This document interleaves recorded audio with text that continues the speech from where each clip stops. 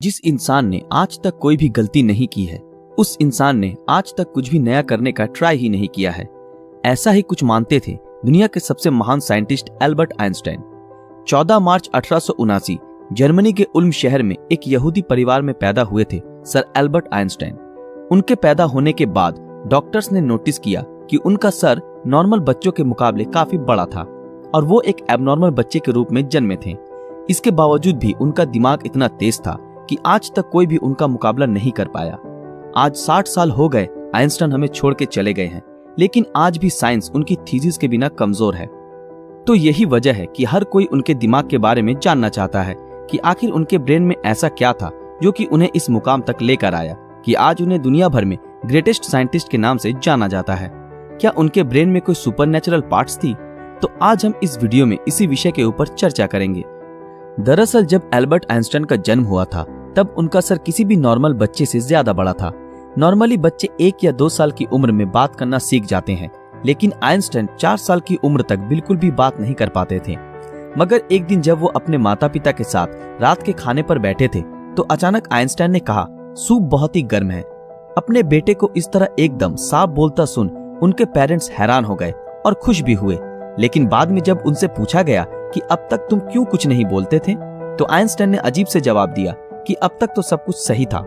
Einstein के जीवन से जुड़े अजीबोगरीब किस्से यही नहीं रुके, बल्कि उनके बड़े होने पर भी उनकी कई ऐसी आदतें थी जिनके बारे में सुनकर हर कोई हैरान रह जाता है। जैसे कि एल्बर्ट आइंस्टाइन को डेट्स और फोन नंबर याद रखने में प्रॉब्लम होती थी, यहाँ तक कि उन्हें खुद का टेलीफोन नंबर भी याद नहीं रहता था।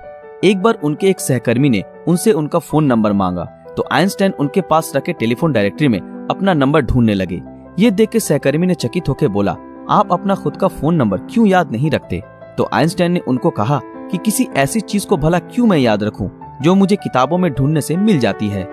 आइंस्टाइन कभी भी जूतों के अंदर मोजे नहीं पहनते थे क्योंकि उनकी टांगों की उंगलियां इतनी बड़ी थी कि बचपन में हमेशा टांगों की उंगलियों की वजह से मोजे में छेद हो जाते थे। इसलिए उन्होंने मोजा पहनना ही छोड़ दिया। यहाँ तक कि वो अपने जूतों के फीते भी दूसरों से बंधवाते थे क्योंकि उन्हें जूते के फीते बांधना भी नहीं आता था। दोस्तों, आइंस्टाइन हमेशा कहते थे कि मेरे अंदर कोई खास चीज नहीं है, पर मैं तो केवल एक ऐसा इंसान हूँ जिसमें क्यूरियोसिटी कूट कूट कर भरी हुई है। लेकिन आपको ये जानकर हैरानी होगी कि आइंस्टाइन हमेशा से इतने बुद्धिमान नहीं थे, बल्कि वो बचपन में पढ़ाई में बहुत ही कमजोर थे। इसलिए बचपन में उनकी गिनती बेवकूफ बच्चों में की जाती थी। उनकी कुछ हरकतों की वजह से उन्हें कुछ लोगों ने तो शारीरिक रूप से विकलांग कहना भी शुरू कर दिया था। खास करके आइंस्टाइन के टीचर भी उन्हें पसंद नहीं करते थे क्योंकि वो सिर्फ साइंस और मैथ के अलावा हर सब्जेक्ट्स में फेल होते थे और बचपन से ही आइंस्टाइन को किताबी ज्ञान में कोई रुचि नहीं थी।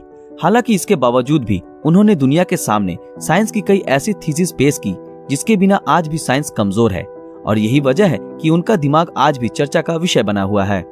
18 अप्रैल 1955 आइंस्टाइन की मृत्यु के बाद पैथोलॉजिस्ट डॉक्टर थॉमस हार्वे ने आइंस्टाइन के परिवार की अनुमति के बिना ही उनके दिमाग को रिसर्च के लिए निकाल लिया था और वो वहां से भाग गए। इस हरकत के लिए डॉक्टर हार्वे को नौकरी से निकाल दिया गया, लेकिन उन्होंने कहा कि ऐसा उन्होंने सिर्फ रिसर्च के लिए ही किया है और वो वादा करते हैं कि वो आइंस्टाइन के दिमाग पर रिसर्च जरूर करेंगे ताकि आने वाले समय में इससे साइंस और साइंटिस्ट दोनों को ही कुछ फायदा हो सके। लेकिन रिसर्च के लिए परमिशन न मिलने के कारण डॉक्टर हार्वे ने आइंस्टाइन के दिमाग को एक जार के अंदर बेसमेंट में कैद रखा। बाद में आइंस्टाइन के बेटे हैंस एल्बर्ट आइंस्टाइन की अनुमति के बाद डॉक्टर हार्वे ने आइंस्टाइन के दिमाग पर रिसर्च करना शुरू किया। पहले उन्होंने आइंस्टाइन के दिमाग का वजन किया, जिसका वजन 1230 ग्राम था, जो नॉर्मल इंसान के दिमाग के वजन से काफी छोटा था, क्योंकि दरअसल एक इंसान के दिमाग का वजन करीब 1400 ग्राम होता है। इसके बाद डॉक्टर हार्वे ने आइंस्टाइन के ब्रेन को 240 भागों से टुकड़े किए और उन टुकड़ों को दुनिया भर के मशहूर रिसर्चर्स के पास भेज दिया ताकि वो अच्छे से देख सके कि आखिर आइंस्टाइन के दिमाग में ऐसा क्या था जो बाकी आम इंसानों में नहीं था।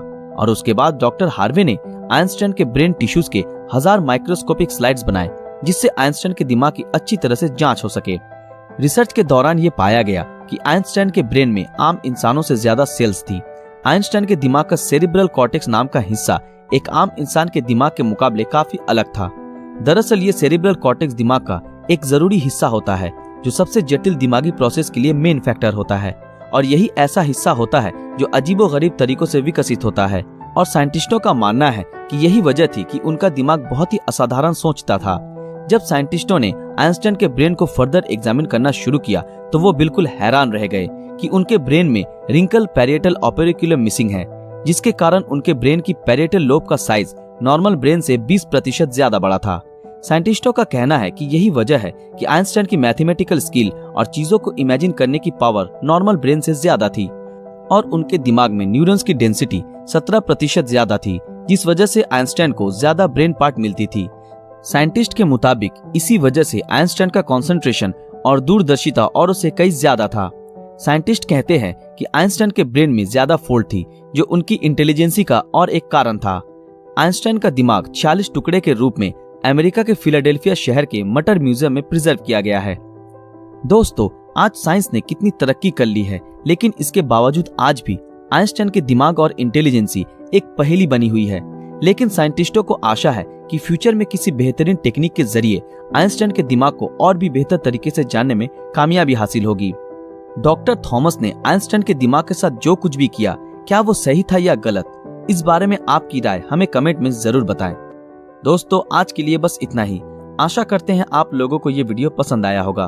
तो फिर मिलेंगे अगले वीडियो में ऐसे ही किसी मजेदार विषय के साथ। अगर आप ऐसे ही और वीडियो देखना चाहते हो तो हमारे इस चैनल को सब्सक्राइब करके बेल आइकन ऑन कर दें, ताकि जब भी कोई नया वीडियो आए आप तक नोटिफिकेशन पहुंच जाए। अगर ये वीडियो आप लोगों को अच्छा लगा तो इस वीडियो को लाइक, कमेंट और ज्यादा से ज्यादा शेयर जरूर करें। तो मिलते हैं आप